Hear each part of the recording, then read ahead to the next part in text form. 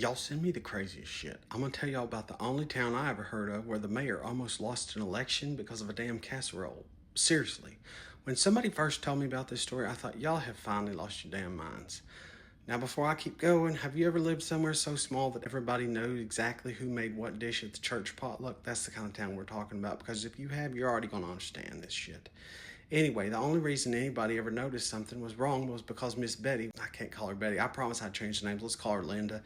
Linda had made the exact same chicken casserole almost 20 years. Same damn pan, same burned corner on the sides because apparently she refused to buy another pan. Everybody knew it was her casserole. Election week rolls around, potluck happens at this church. Linda walks in carrying store-bought macaronis. People immediately start whispering because Linda never brought macaroni in 30 years living in this town, ever. In a small town, changing your casserole is basically like filing legal paperwork. Somebody asked where the chicken casserole is because that's the whole reason they showed up. Linda says, I don't make food for people that lie. And then she just keeps walking. See it, doesn't explain nothing, doesn't elaborate, just drops that sentence like she's trying to start a damn brush fire and disappears. Now everybody's trying to figure this out. Who in the hell is lying at the Church of Christ? About what?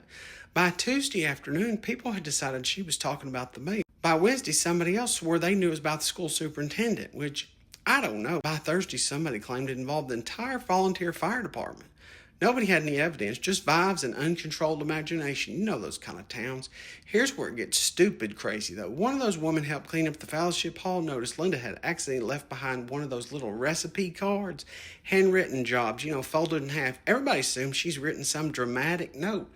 Nope, it's just a grocery list. Except at the very bottom, under flour, cream of chicken, and Ritz crackers, she'd written one sentence, ask Dale about lot 17. That's it. Now, who in the hell is Dale? Well, Dale was deacon at the church.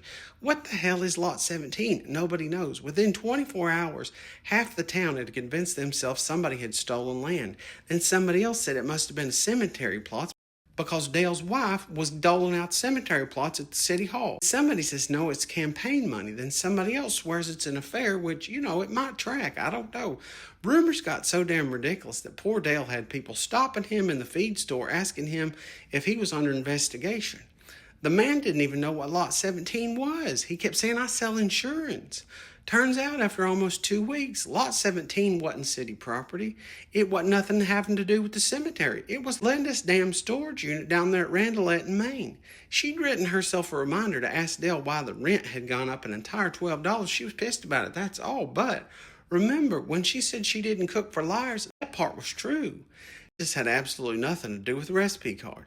She caught the mayor telling everybody he'd personally donated lumber to rebuild the Little League concession stand.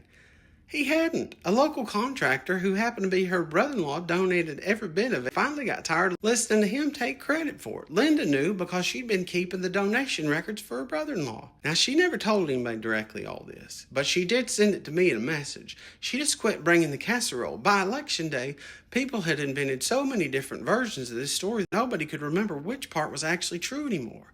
And the funniest damn part, to this day, there are people in that town who will tell you that the casserole exposed an entire corruption scandal at City Hall. The casserole didn't expose shit, the gossip did. Now, I gotta know, if you lived in a town, would you believe the recipe card? Or would Linda changing side dishes have convinced you something crooked was going on first? I tell you what, we got a story like this in my town, but I can't tell nothing about that one because those people will get found out. Because honestly, I think the casserole did more campaigning than either candidate. The mayor lost the damn election over all this. Can y'all believe that crap?